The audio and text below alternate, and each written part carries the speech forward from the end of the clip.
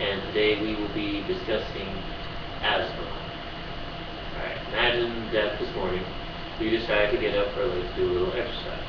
It's been a while and it's time to get back in shape. So you bring your basketball with you, practice, and to get a good cardio workout, exercise out your lungs. Halfway through, though, you begin to feel lightheaded, and your chest is tight. You have to stop and get down on your knees.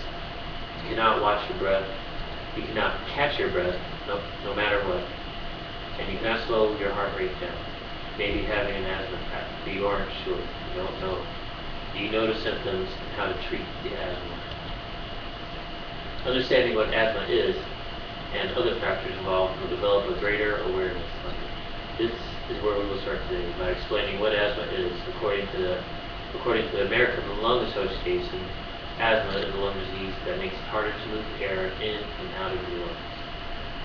When someone with asthma breathes in a particular trigger, the airways in their lungs begin to close up. We call these airways bronchioles.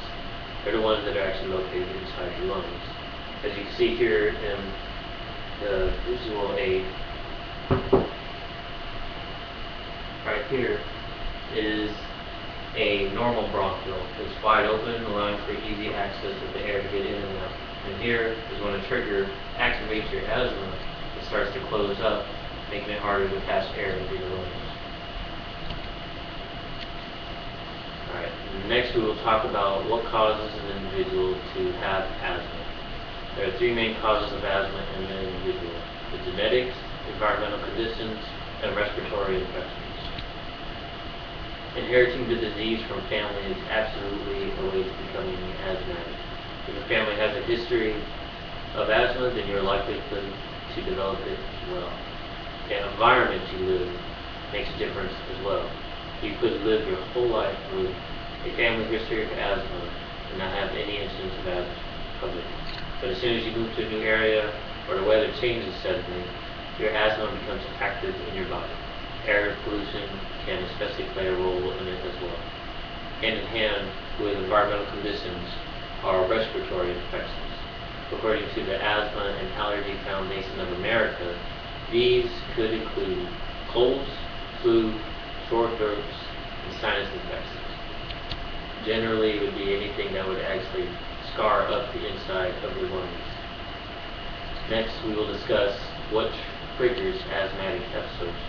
There are many of them, which are all related to the environment you are in. Again, weather makes a difference on asthma symptoms, especially sudden changes. The weather can change from hot to cold, or high humidity to low humidity.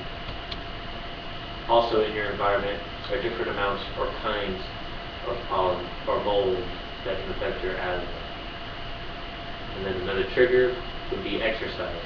Any particularly strenuous activities that focus on your cardio and stress your lungs could activate your asthma. Here you can see him. He was running, and at some point he's having to clench up his chest. It's tightened up, it's wheezing, his bronchioles closed up to where he can't breathe as well. Other than outside conditions, there is inside your house.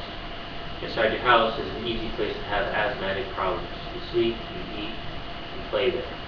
You are there a lot. Just as easy as it is to have issues, it's also easy to clean up your house of all these triggers.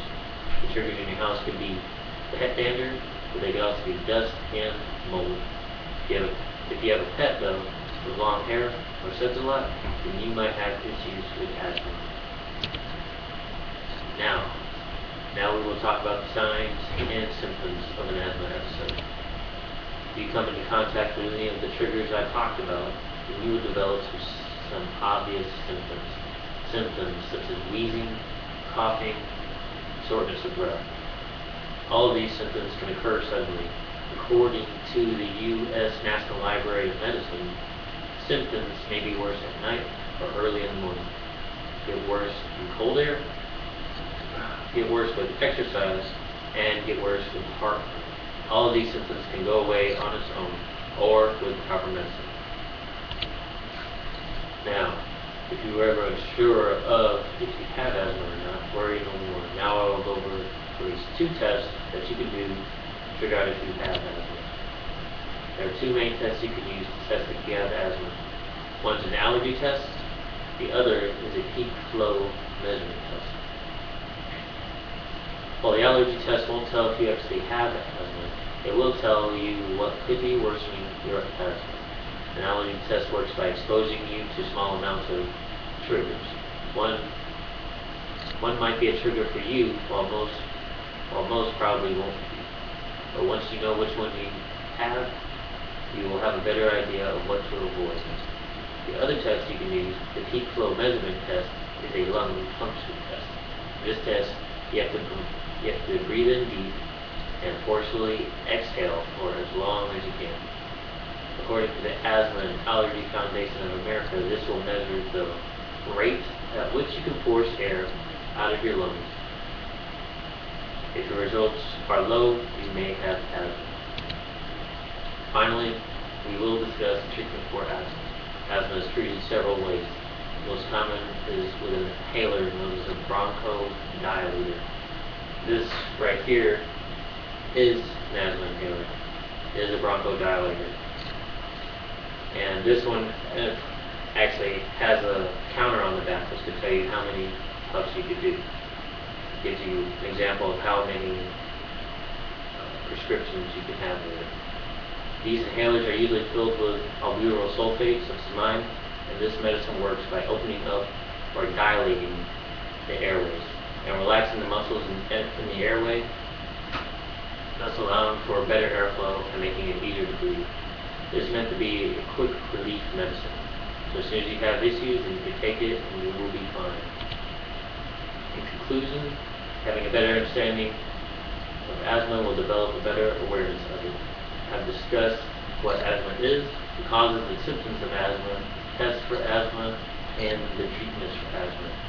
With this new information and understanding, you should be better able to identify asthma in yourself or others, as well as the symptoms and treatments for it. I hope you learned something today and are better for it. Again, my name is David Naylor.